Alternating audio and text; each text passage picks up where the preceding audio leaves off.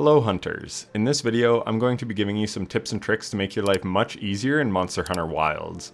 I've been playing like an absolute degenerate for the last 3 days, and I recently hit Hunter rank 77, and along the way, I learned some things that would have helped me speed up and streamline my grind a lot more. So I will be giving you some advice that I wish I had known just a few short days ago so that you can learn from my mistakes and get to the endgame as quickly and easily as possible. We'll start right away with my number one quality of life tip. See, I was playing with a couple of dudes that have a lot more experience in Monster Hunter than me. I played World and then Iceborne in 2020, and I haven't played since. So even though I do have a bit of experience in the franchise, I'm not fluent with the game by any means. So these guys knew a lot of the optimal ways to play, but for me, I didn't set this up until way later in my journey. Seriously, if you're watching this video, please do this immediately the next time you log on. So what you're going to do is you're going to go into your tent, you go to transfer items, you go to item pouch, and then down here, if I hit shift, we can go manage loadouts. So see, I have these excite shrooms, parasite shrooms that I farmed. So now this is my main hunting loadout. So what I'm gonna do is click that, go use this loadout, and now I'm always going into every fight kitted with a shock trap. Here, I'll just show you. Shock trap, pitfall trap, trank bombs. These are for trapping, which I'll get to later. I have Armor Charm and Power Charm unlocked, which basically just gives me better defense and offense. Nullberry and Antidotes for poisons. Rations and Well Done Steak.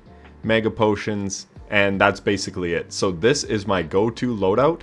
I took so long to do this, and I regret it so much because I was manually getting rid of everything and then going down here and adding potions every time I was going out for a hunt. So please do this right away, and it's very easy. So if you wanted to make one of these for yourself, you go to your item pouch, and say you were just wanting to go harvest a whole bunch of materials, which in a second I will go to another quality of life thing where you shouldn't really ever have to farm materials. But say you were going farming materials, so you want lots of inventory slots. What you're gonna do is basically turn everything in. Let's maybe keep our potions in case we do fight something. And then we just go back, we go to our item pouch, we go shift, then we go R to register loadout, and this will obviously be different on controller. And then we go register current pouch contents as a loadout. So we will register this, and now that's there. Now I can do this, and I could call this like material farm, or materials or something like that. And now, anytime I wanna go farm materials, I don't need all those things on me.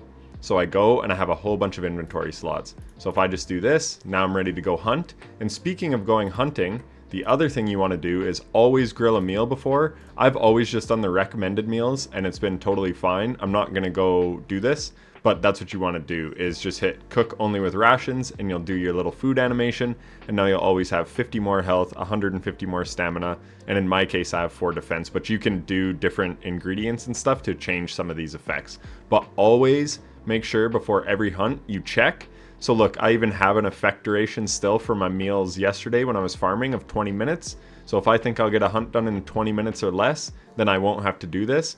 But if you just want to be safe, always just eat a meal before you head out. So the next quality of life thing you can see there is the gunsmith. So if we come back, this is at Windward Plains and we talk to Felicita. This is the squad information center.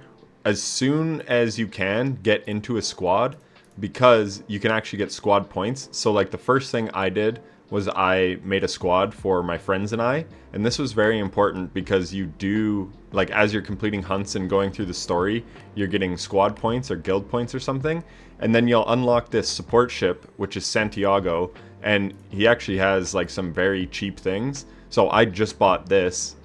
This is a glaive. So yeah, you can get, this looks like a great sword with 864 attack for only 400 points. Is it the best great sword in the game? No, but it's free, so this is going to save you on a ton of materials. And you can just, basically, I buy whatever he has, because look, I have 35,000 points. You gain these points very quickly, though I am unsure if you gain these if you're not in a squad. So the other thing you want to do right away is get in some type of squad. You can even just make your own, just make sure you're in one.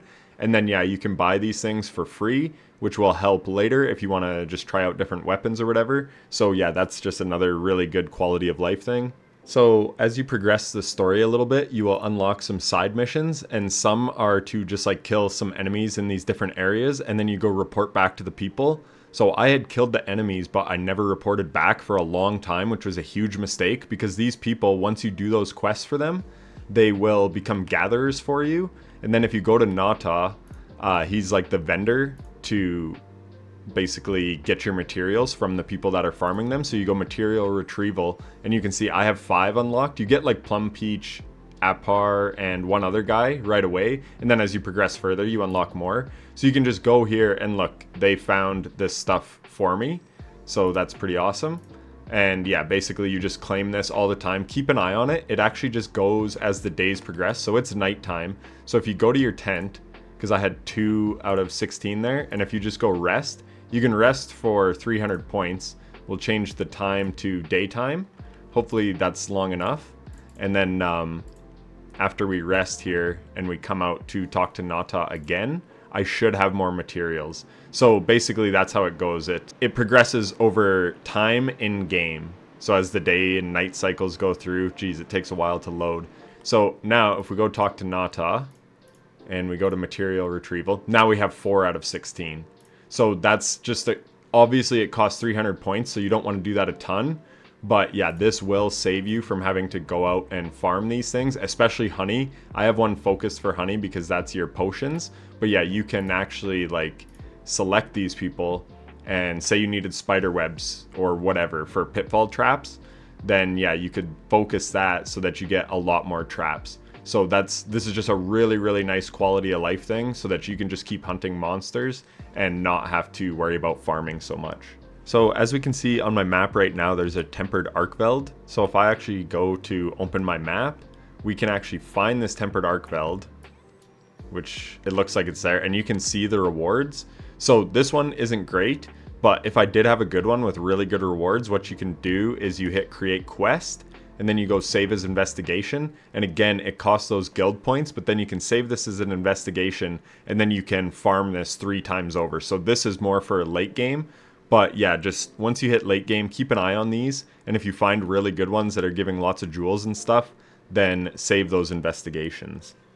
So here is the guild vendor or squad vendor. So if we just go back here a little bit, there's a training area, which you're probably aware of, but if you weren't, here's the training area. So my next piece of advice is to, whatever weapon you want to use, just spend 20 to 30 minutes in here getting used to some good combos and the way it feels.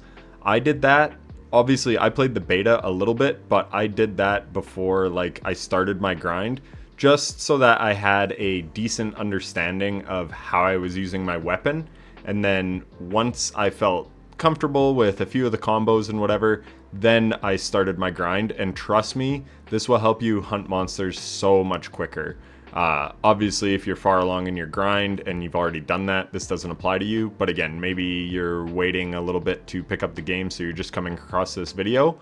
100% before you do anything, practice with the weapon that you want to use. And if you're not sure what weapon to use, I have made a video kind of breaking down the pros and cons of all the weapons, kind of from a beginner standpoint as well. So you could check that out if you truly have no idea. But say you do know what you want to use, definitely come in here, get used to it a bit. It will just help you farm monsters so much quicker and make your grind that much more efficient.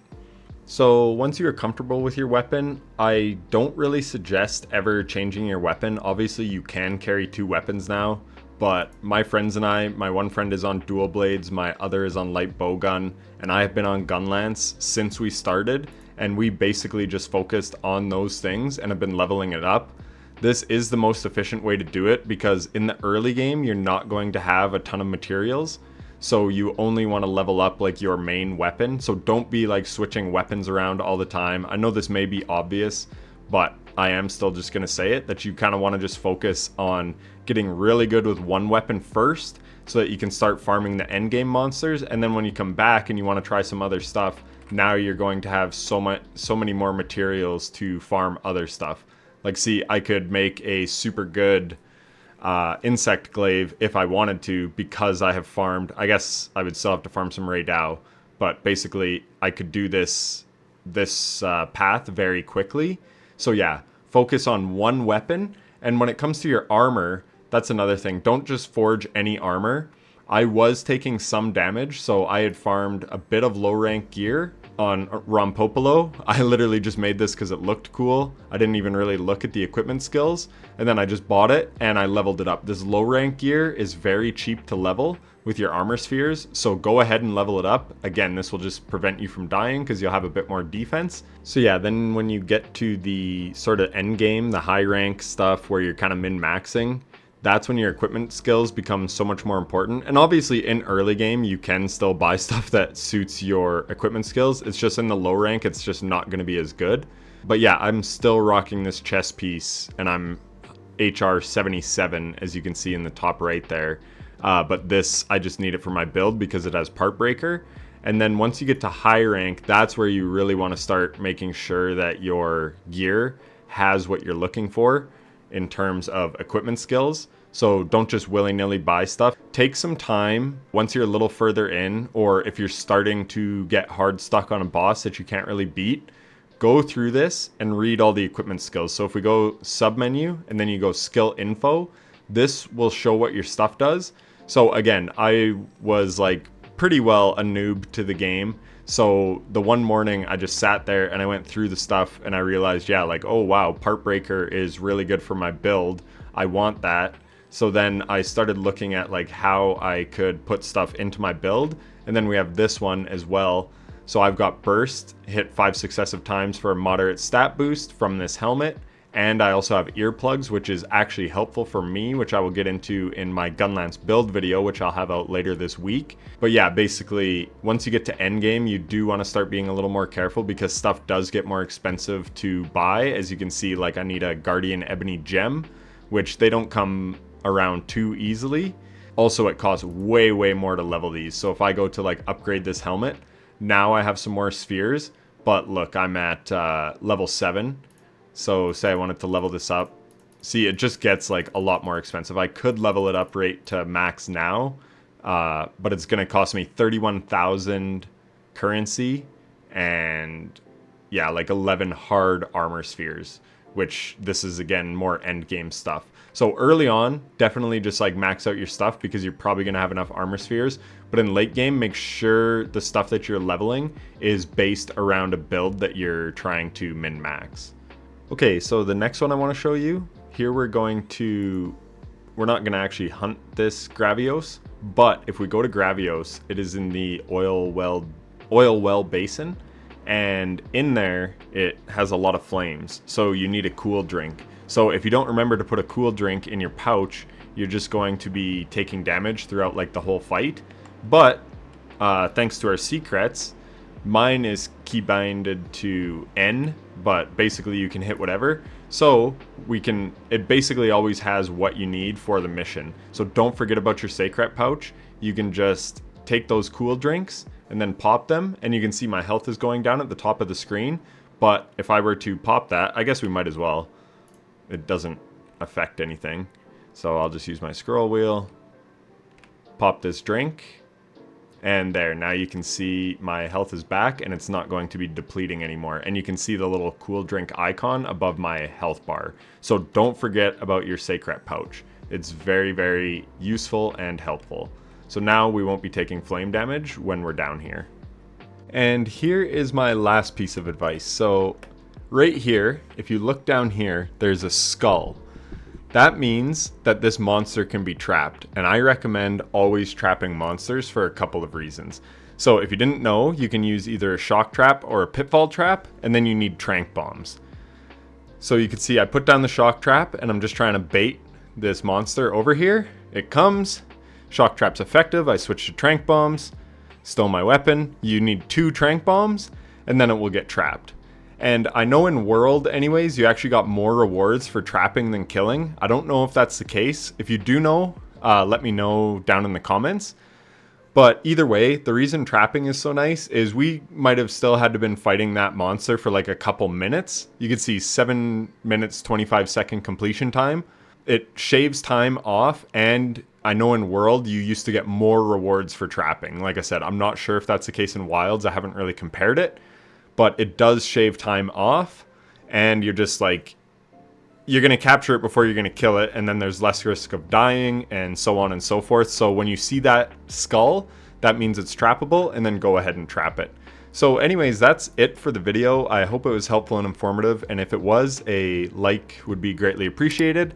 And I will be making more Monster Hunter content, lots more this week, and then lots more in the future. So if you're interested in that, please subscribe, and I will catch you in the next one. Take care.